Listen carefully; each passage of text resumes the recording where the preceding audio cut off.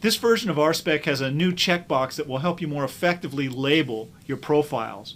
Over here you can see this vertical checkbox. Let's see how it works. Now I've got that checkbox on, and the first step here will be to copy that checkbox to all of the other labels so that I don't have to manually turn it on for each of them. Now let's show our element lines.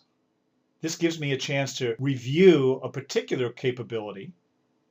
They're the hydrogen bomber lines. But here on the Details tab, first let's click on this Setup button and put a check mark here to automatically advance to the next Appearance label when we double click. So watch this. I just double click on the wavelength and they're being added to the profile graph in the Appearance screen on the fly. You can see those vertical labels. Now we can come back to any of them, of course, and adjust their position like that. There it is horizontal. You can see the difference. So this is nice because it really allows you to label things much more effectively. Next, we're going to discuss a more advanced topic that most amateurs aren't familiar with, and that's equivalent width determination.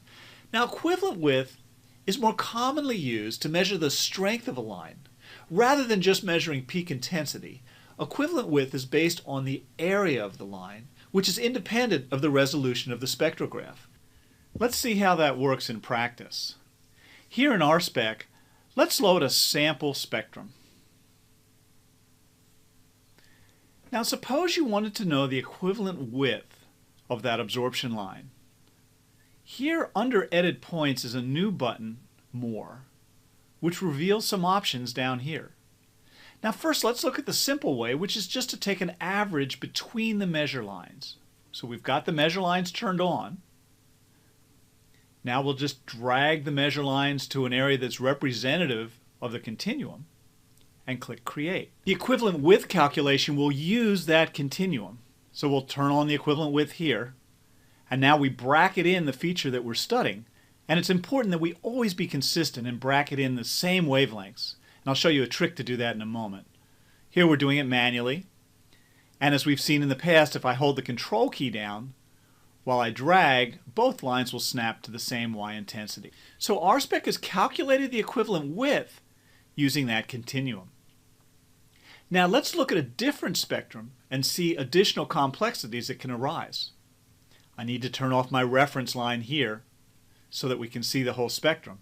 Now you see this one isn't horizontal, so if we were to do the same processing we just did, and I'll show you that here, we'd extract a continuum, but again that doesn't come close to representing the data. So there are other ways to extract a continuum when it's not simple like the first one we looked at.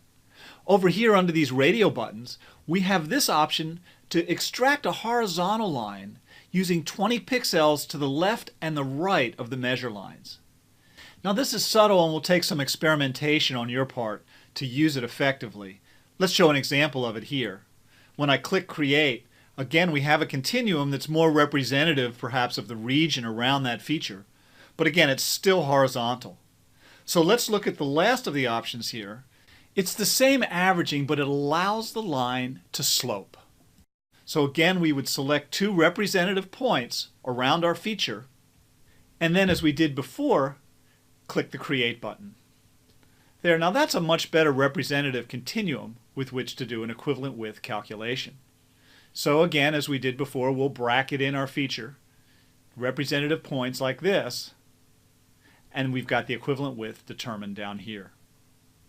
Note that before you use the Create button to extract the continuum from the red line, you may wish to smooth it a bit by removing any features on it that would throw the continuum calculation off, like these absorption lines. Of course, you can do that with the Delete button here, and then finally click the Create button to extract your continuum and calculate equivalent width. Now, as I mentioned earlier, it's important that we be consistent from measure to measure and always bracket in the same wavelengths on a feature. So we've added a nice new capability to RSpec. First of all, it displays here the actual position of the measure lines. You can see it changed there. And we've added the capacity to save and retrieve these numbers. See how the cursor changed to that little hand? That means we can click here and have this option Save. Now let's move the cursor lines here out of the way. Maybe we're doing something else. And suppose we want to come back to that previous position. Well, there it's listed because we saved it. and you can see the measure lines move exactly to the same position. Now we can also enter the absolute values of the position of the measure line we want, if that's how you want to position them. So this feature will allow you to reposition the measure lines at the same wavelengths time after time. Now, in order to do scientifically accurate equivalent width, it's important that you understand some of the processes and the equipment necessary. Take a look at the README document that you can access from this menu for additional important information on this topic. Now, there's a new checkbox here on the options screen. If you put a check mark here, RSpec will flip your fits images vertically. This doesn't change profile calculations in any way, but it's necessary visually because some software programs in the astronomy world display fits images in an inverted manner to RSpec. And so by selecting this option, you'll be able to see the image in the exact same orientation. Now we've added a couple nice new features on the toolbar. Let's take a look. Here, if we had this profile here, you can see it's the main profile, and we wanted to compare it to a second one. Let's move this primary main profile using this button to the reference profile. I'll click, and you can see it's now the reference profile. Now we could open up a second profile as our main profile, either as a DAT file, or we could open up a spectrum here like this. And now you can see both of them displayed. If your flux intensity is really different between the two, don't forget we've got this command here that allows you to adjust the relative heights to make them a little bit more close to one another for comparison visually. Okay, so that's that feature. Let's close the reference series here and look at another. First, let's turn on the measure lines. Now suppose you wanted to delete a certain range. Now you've always been able to do that on the Edit Points screen, but this is even easier because it's integrated right here. This new crop button will let you delete the points between the measure lines, just like that. And using these new callouts right here for the measure line position, we can actually enter the values so we can be very specific and don't have to carefully drag our measure lines to the spot we want to be. I wanted to show you one other application of this command, because when we do a deletion, it's important to know what's getting deleted in the impact. So I'm going to go to the appearance screen and make the points visible here like that. Now when I do the deletion with this new crop button, you'll notice the points are gone.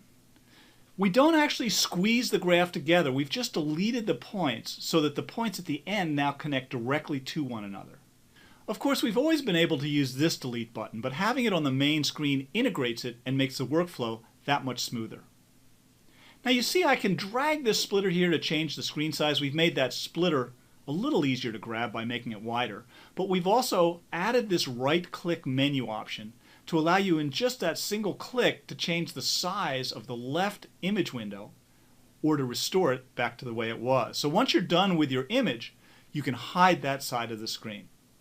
And since we're talking about screen real estate, I wanted to point out one other splitter that some users aren't aware of exists.